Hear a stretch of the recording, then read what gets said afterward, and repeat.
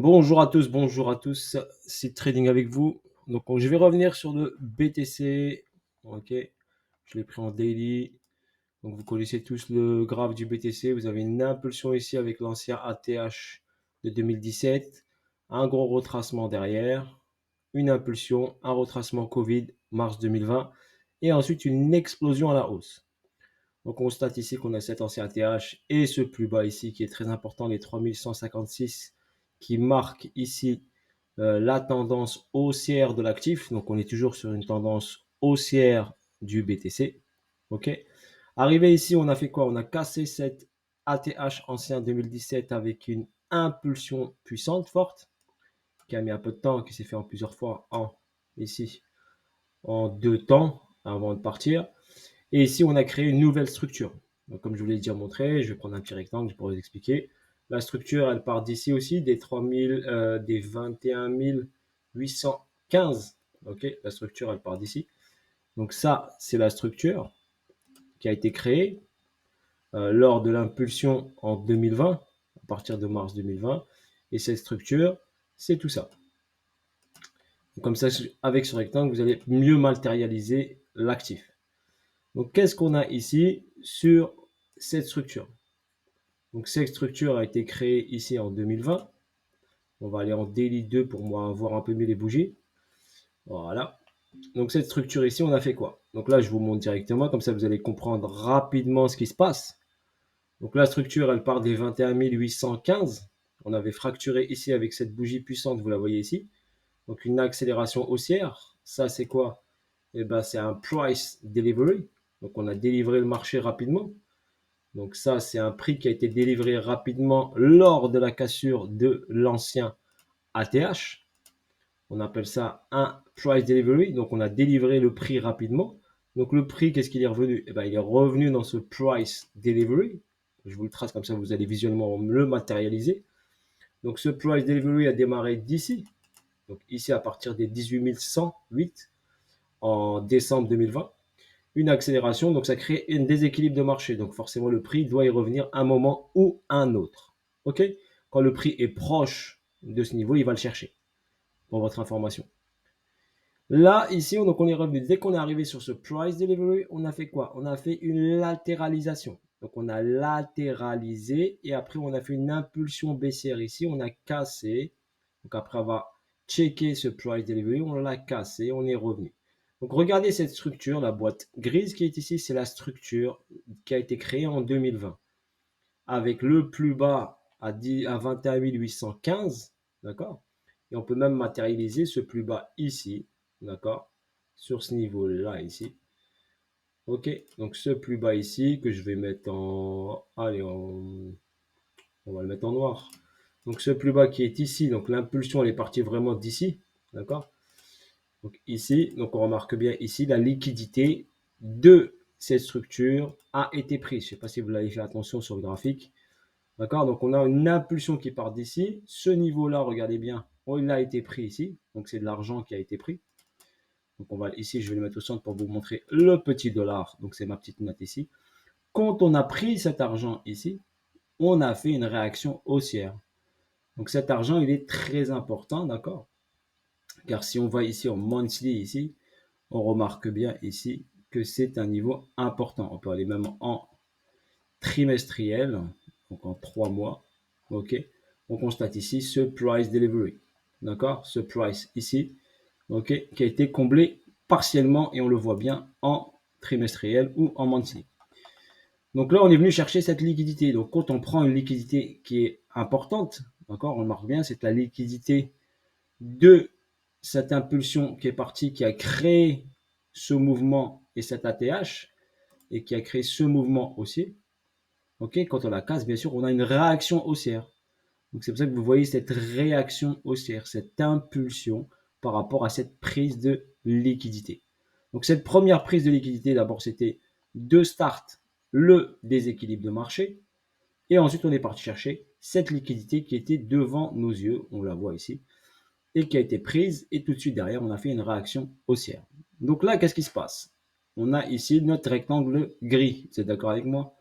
Donc, qu'est-ce qu'on fait? On est sorti du rectangle gris, on est revenu dans le rectangle gris, On est sorti du rectangle gris et on est revenu du rectangle gris. OK, comme un pullback. Donc là, on a fait premier pullback, première liquidité prise, on a checké le price delivery, on a fait pullback. On a checké la deuxième liquidité importante, on a fait un pullback. Donc bien sûr, la liquidité la plus importante, qui n'a pas été complètement, comme je vous l'ai montré sur la vidéo précédente, d'accord, que j'ai tiré, je vais aller en monthly pour la montrer. Donc ce price delivery ici, on a un gros trou ici, ok, que je vais matérialiser avec deux lignes vertes, que je vous ai fait sur la vidéo précédente. Donc on n'est pas loin de ce niveau-là. Donc idéalement, ce serait de rééquilibrer le marché avant d'amorcer, ok, un démarrage haussier, voire un nouvel ATH. Ok, donc il faut qu'il revienne entre 14 100 et 12 050. On remarque bien, il y a un très gros trou ici. Le trou, normalement, c'était tout ça. Ok, on l'a comblé, regardez, partiellement. Il reste tout ça à combler. Donc j'attire votre attention à cette zone-là, qu'on n'a pas complètement. Donc 14 100, 12 050. Il y en a qui parlent de bottom, oui, bottom ici, pour eux, leur bottom, il est fait. Moi, pour ma part, seed trading, mon bottom BTC n'est pas fait. Voilà, ça c'est pour votre information. Moi, personnellement. Moi, personnellement, je sais que l'actif est haussier. Tant que ces niveaux y tiennent, c'est ça qui m'importe. Tant que les 3007 y tiennent, donc personnellement, j'achèterai du Bitcoin dans cette zone-là. Ça, c'est mon avis personnel. Ok, j'achèterai du Bitcoin entre 6393 par exemple et 14100. Voilà où j'achèterai pour moi du BTC. J'achèterai en spot, je parle, hein, pour le all day si vous préférez. Ok, acheter du vrai Bitcoin, pas du futur. Pour trader, après, c'est autre chose. Donc voilà, moi personnellement, je n'incite personne, je ne suis pas là pour vous inciter à vous dire acheter BTC à ce niveau-là, mais moi personnellement, ce que je ferai, s'il ne vient pas ici, c'est pas grave, j'achèterai pas de Bitcoin. C'est pas grave, le train il sera parti, j'achèterai pas de Bitcoin, mais c'est pas grave, on peut le trader. Mais personnellement, où je voudrais l'acheter. Voilà, s'il vient, il vient, s'il vient pas, il vient pas, mais j'ai de fortes probabilités qu'il va venir dans cette zone, car j'ai l'habitude des marchés financiers, et je sais quand on a un déséquilibre comme ceci en monthly qui est super puissant, d'accord. Pour moi, on l'a, il peut aller végéter où il veut. Pour moi, tant qu'il n'a pas pris ça, il fera pas TH. Ça, c'est mon point de vue à moi. Donc, vous n'êtes pas obligé d'être d'accord avec moi. Mais tant qu'il ne viendra pas chercher cet argent-là, il n'ira pas faire un ATH. Il peut végéter comme il veut. Ok, moi personnellement, je l'attends à ce niveau-là. Donc après, on va revenir ici. Je vais vous montrer un petit truc rapidement. Donc on a vu cette chose qui est très très importante à vous expliquer. Ensuite, on va regarder ici les retracements de BTC. Je vous l'avais fait rapide, pas très très bien la dernière fois. Donc là, je vais vous le montrer ici. Donc là, on prend ici par exemple l'ATH ici. On regarde ici, on prend un retracement ici. Donc là, le BTC, il a retracé de combien? Donc on prend ici ce plus bas ici. Ok, allez, hop, ce plus bas ici. Voilà. Tac. Donc là, hop, je vais devoir. Ouais, là, merci. Donc on a eu cette première impulsion ici. Ok, ce plus haut ici. Et cette première impulsion baissière. Donc c'était notre première impulsion baissière ici. Et on a eu un retracement par rapport à cette première impulsion baissière qui était sur les 50%. Ok, BTC, il adore les 50%. Donc je vais vous le montrer. Ensuite, on a eu une deuxième impulsion baissière. Donc on marque bien ici, on prend ce plus bas ici. D'accord? Et on prend le dernier sommet, le dernier high ici. D'accord? Sur ce niveau-là ici, ou ce niveau-là si vous préférez. Ok, si on prend ici et on prend cette impulsion baissière ici, le retracement s'est effectué sur l'équilibrium, donc sur les 50% par rapport à ce niveau-là. Ok? Si bien sûr on prend ici un peu plus bas ce niveau-là, et bien on est venu sur les 78,6 si on prend ce sommet, le dernier sommet et ce dernier plus bas. On va faire la même chose sur la troisième impulsion, donc celle-ci. Donc regardez, celle-ci, troisième impulsion baissière. D'accord? Et on prend le sommet ici. D'accord? Voilà, on prend le dernier sommet ici, le plus bas ici, on remarque bien quoi? 50%.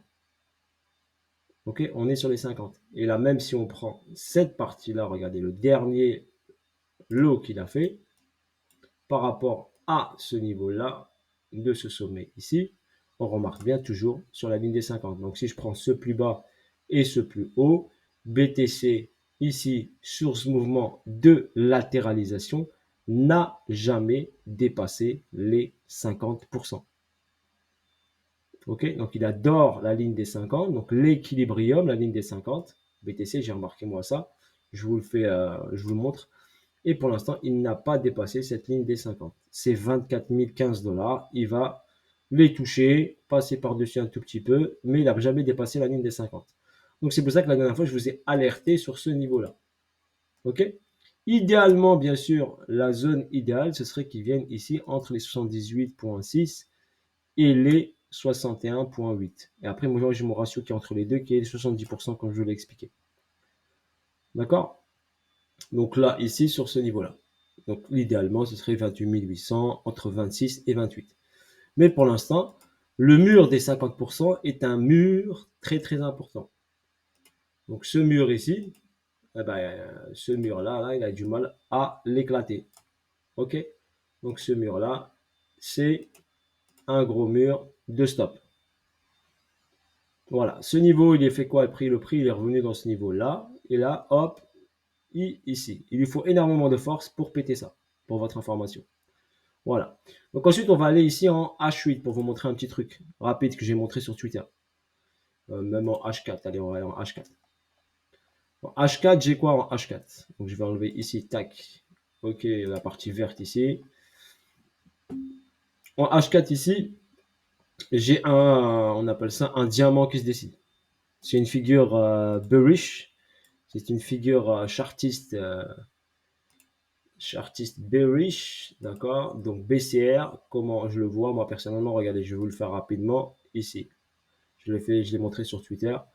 Donc tac, sur mon Twitter, voilà, je partage, je fais pas cette vidéo tout le temps. Donc voilà, ça, je vais vous le faire grossièrement, ok? Je vais pas le faire super précis, mais je vais vous le faire grossièrement. Ça, ok, c'est une figure diamant. Ok, donc le BTC est dans un diamant. Ok, c'est une figure, donc je l'ai fait grossir. On va pas le faire super propre, super propre. Je l'ai fait grossièrement comme ça. Donc si on fait ça comme ça, si on tire comme ça fait un petit diamant intéressant. D'accord? Donc je ne traite pas les figures pour votre information, mais je voulais juste, à titre pédagogique, vous montrer c'est quoi un diamant sur les marchés financiers. C'est un peu dur à voir, mais donc un diamant, il a fait quoi? Donc un diamant, il a fait quoi? Il a fait une impulsion ici. Et après, il a fait ici. Normalement, quand il fait ça, il fait un diamant. Si on suit par exemple le chartisme, eh ben, on revient dans le départ du mouvement. Donc ici. Donc on revient ici. Donc ici, c'est quoi? C'est les 20 700, 20 600. Donc ça veut dire qu'il a fait cette impulsion, il végète ici, il revient ici. Comme s'il faisait un pullback sur cette zone. Ok? Voilà pour votre information, le target, on va dire. Ou sinon, on peut prendre également la hauteur du diamant. Donc la hauteur ici du diamant qui est ici, par exemple. La hauteur ici qui est créée par le diamant. Ok? Ou juste là, sur cette mèche-là qui est là, ici. La mèche du milieu qui est ici. D'accord? Donc je vais prendre ici juste le décaler parce que j'ai mon aimant qui me dérange un peu. Donc si on prend par exemple ça, juste comme ça, ok. Et après on projette ici sur cette partie basse ici, on constate ici qu'on revient ici sur les 20 900. Ok, je traite pas les figures, mais je préfère juste vous les montrer. C'est juste un peu fun, on va dire, allez, grosso modo fun. Mais si on regarde le prix, bah, le prix il est monté et il s'est arrêté à ce niveau-là. D'accord? Ici on a un arrêt ici du prix à ce niveau-là. Si le prix revient dans cette zone-là, d'accord, je ne serai pas surpris personnellement, car il a marqué un arrêt ici, une explosion haussière. On a quoi ici? Comme je vous l'ai montré en bas, un price delivery, donc un déséquilibre de marché qu'il a checké partiellement, ok, qu'il a commencé à checker ici. Donc ça, c'est un price delivery, un déséquilibre de marché. Il a créé l'impulsion ici vers le haut, donc un price delivery. Donc potentiellement, il peut revenir, checker ça. On a un beau déséquilibre ici sur les 21 500, voire les 21 200. Ok, maintenant, il faut le laisser travailler et le marché va nous montrer ce qu'il en est. Ceux qui trade, par exemple, si vous êtes en short ici, ben vous descendez votre SL pour protéger votre position. Au moins, si vous avez shorté le BTC, vous mettez votre SL au prix d'entrée pour ne pas prendre de risque. Si le prix repart vers le haut, d'accord, vous sortirez à zéro et vous ne perdrez pas d'argent. Parce que des fois, le marché, les market makers, ben, quand ils créent comme ça un diamant, ok, les gens ils savent que hop, le market maker que les gens vont shorter, donc ils vont vous donner une intention baissière et après, paf, partir en haut. Donc, il faut faire attention. C'est pour ça que je ne traite pas les figures chartistes parce que également les épaules, tête, épaules, des fois vous avez une descente comme ça, un petit pullback, une amorçage de descente et bim, on l'expose vers le haut. Tout ça, c'est pour piéger. D'accord? Donc, faites attention à ça. C'est pour ça que je me fie jamais aux, euh, aux figures, mais j'ai préféré pédagogiquement vous la montrer car elle était devant nos yeux. Voilà, pour la voir. Voilà sur ce pour le BTC. Donc, idéalement, si on va chercher la zone idéale, si on casse la barrière, le mur des 50%, ok, qui est un mur, hein, faut pas se voiler la face. L'idéal, ce serait chercher, par exemple, cette zone-là que je vous ai dit, entre 61,8 et ce serait le premier rempart, on va dire, où personnellement, je trade mes entrées, achats et ventes sur cette zone-là. Donc, si on j'ai une impulsion, ici, je sais qu'on aura forcément un petit arrêt. Et en face de ce niveau-là, et ben voilà quoi. Et ben, on remarque bien ici, on a une zone de combat. Moi, j'appelle ça des zones de combat. Donc voilà, ici, c'est une zone de combat ici. Donc, on la remarque bien ici. On a une zone de combat qui rentre dans notre optimal entry ou bien optimal sortie. J'ai mis entrée, mais ça peut être une sortie, ça peut être un target, hein. Ça peut être optimal entrée ou optimal target. OK? Dans cette zone-là, on va dire. Et vu qu'on a ici donc une latéralisation qui a duré mai 2022 jusqu'à juin 2022, qui a duré un bon 2 mois, on va dire. Donc ça reste un rempart ici. Donc si le prix, quand il vient ici, forcément, il va devoir travailler, ok, s'il veut passer au-dessus ou repartir vers le bas. Ok. Voilà sur ce pour la vidéo du BTC. J'espère que cela a été très instructif pour vous. Voilà, donc on va ici le checker, le surveiller. Si on va en H1, est-ce qu'on a quelque chose? On n'a rien du tout pour l'instant. Ok, il est sur zone, donc sa zone de range. Donc si on trace un rectangle, il est sur du zone to zone. Ok, je me suis amusé à vous tracer ce petit diamant, mais si on regarde ici le BTC, il est sur une zone de latéralisation, ou on appelle ça une zone d'équilibre. Donc il est sur une zone d'équilibre. Donc tant que cette zone d'équilibre, elle tient, donc tant que le niveau D, on va dire ici, D 22 292, il tient, il n'est pas cassé, hein. Eh ben, pour l'instant, il va végéter dedans. On peut même faire une petite incursion si on veut, mais tant que ce niveau il tient, il peut aller ici vers le haut. Ok? Tant que ce niveau n'est pas cassé. Tant que les 22. C'est pour ça qu'il faut y aller étape par étape quand vous regardez un actif ou vous tradez un actif ou quelque chose. Ok? Étape par étape. Ne jamais se précipiter. Sur ce, bonne journée à vous tous, bisous à tous, et je vous dis à bientôt pour de nouvelles vidéos et de nouvelles aventures. Voilà en ce qui concerne le BTC. Et si j'ai un peu de temps, je vais essayer de vous faire un petit, je sais pas, Casper, Ethereum, quelque chose. Ok? Voilà. Bisous à tous, force à vous tous la famille, et à bientôt pour de nouvelles aventures. Bis, ciao, ciao.